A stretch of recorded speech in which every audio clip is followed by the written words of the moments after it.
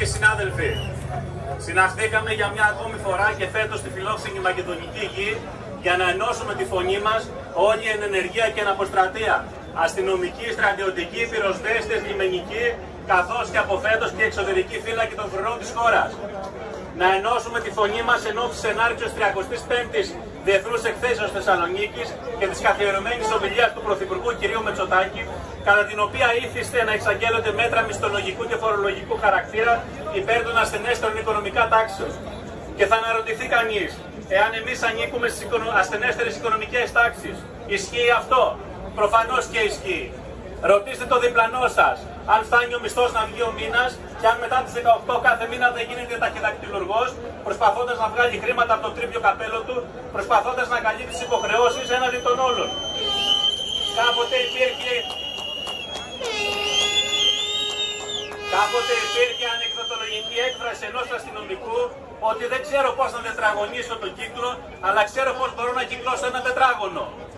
Σήμερα ο ίδιος αστυνομικός θα μας έλεγε ότι ψάχνει τρόπο να διαιρέσει το 0 ευρώ και να βγάλει πηλίκιο για να πληρώσει τα χρεώδη. Ρωτήστε τον νέο υπαστηνόμο, τον νέο αστιφύλακα και στους αντίστοιχους των άλλων σωμάτων εάν μπορούν να επιβιώσουν με μισθό 900.000 ευρώ και ενίκιο 600 ευρώ. Ρωτήστε τους οικογενειάρχες με 2 μισθούς και τον 1,5 μισθό να ξοδεύεται για τα βασικά και με το σούπερ μάρκετ να έχει γίνει φόβητρο.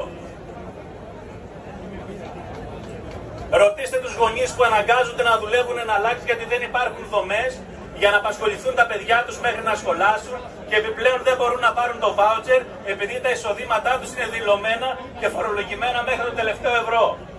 Ρωτήστε τα παιδιά που παραιτούνται καθημερινά γιατί δεν βλέπουν μπροστά τους στα σώματα ασφαλείας και σε ένοπλες δυνάμεις. Ρωτήστε τους νέους που δεν θέλουν πλέον να ενταχθούν στις τάξεις μας. Θα μπορούσα να απευθύνω πολλές ακόμα ανάλογες ερωτήσεις για να καταδείξω τον λόγο που μας επιβάλλει να είμαστε σήμερα όλοι εδώ και να ζητήσουμε με μια φωνή αξιοπρέπεια στην αμοιβή, δίκαιη ανταμοιβή, ενιαία αντιμετώπιση, χωρίς διαχωρισμούς σε πατρικίους και πληβίους. Πραγματική μέριμνα για το προσωπικό με προγράμματα ανέγερσης κατοικιών ή δυνατότητα χαμηλότερων δανείων για αγορά κατοικίας όπου δεν μπορούν να αναγερθούν μέσω του Ταμείου Παρακαταθήκων και Δανείων. Δημιουργία παιδικών σταθμών στις έδρες μεγάλων υπηρεσιών και ιδίως στην Αττική και στη Θεσσαλονίκη. Δημιουργία νοσοκομείου για τα στελέχη των σωμάτων που τώρα τρέχουν ως φτωχοί συγγενείς στα στρατιωτικά νοσοκομεία. Πραγματικές και όχι ονομαστικές αυξήσεις. Στο σημείο αυτό θα μπορούσε κάποιος να αναρωτηθεί, δεν έγινε τίποτα δηλαδή τα τελευταία χρόνια για εσάς? Εδώ λοιπόν θα ήθελα να ευχαριστήσω προσωπικά τον Πρωθυπουργό της χώρας. Από αυτό εδώ το βήμα, εδώ και σχεδόν 20 χρόνια, ζητούσαμε την αναγνώριση της επικινδυνότητας της εργασίας μας και είχαμε το σπίρτο σπόρο της διεκδίκησης. Ο σπόρος αυτός έδωσε επιτέλους καρπούς το Δεκέμβρη του 2025 με την ιστορική πλέον ομιλία του Πρωθυπουργού στη Βουλή και τη γενναία πρωτοβουλία του να κάνει κάτι που κανένας άλλος δεν είχε τολμήσει, ενάντια ακόμη και σε κάποιους από το δικό του επιτελείο. Αξίζουν συγχαρητήρια και πρέπει όλοι σήμερα από εδώ να αποδώσουμε τα του Καίσαρο στο Καίσαρι και να συγχαρούμε τον Κυριάκο Μητσοτάκη. Και αν κάποιος ακόμα αμφισβητεί την επικινδυνότητα που αναγνώρισε ο Πρωθυπουργός, να ρωτήσει τον πατέρα του Γιώργου Λικερίδη, του Θανάση του Λικερίδη που είναι εδώ πίσω μας.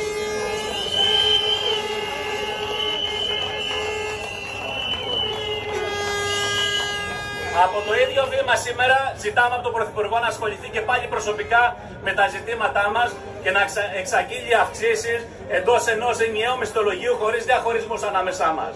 Οι ένοπλες δυνάμεις και τα σώματα ασφαλείας έχουμε ένα ενιαίο και αδιαίρετο μισθολόγιο και δεν πρέπει ο χαρακτήρας αυτός να ταλκιδευτεί.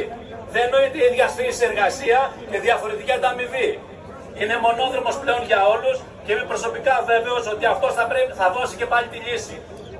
Σε ό,τι αφορά εμάς όμως Ομοσπονδία, είμαστε εδώ και συμμετέχουμε ενεργά σε όλα τα μέτωπα των διαπραγματεύσεων, παρουσιάζοντας ρεαλιστικές και δίκαιες προτάσεις. Στο πλαίσιο αυτό καταθέσαμε την πρόταση για τις πολιτικές ταυτότητες και πλέον όλοι μπορείτε να έχετε δελτίο ταυτότητας σε Έλληνα πολίτη, απολαμβάνοντας τις ευκολίες και κάνοντας χρήση των ψηφιακών εργαλείων που δεν μπορούσατε να κάνετε ως τώρα. Καταθέσαμε και ήδη επεξεργάζεται από τους αρμοδίους η επέκταση της μάχημης πενταετίας σε 7 ετία.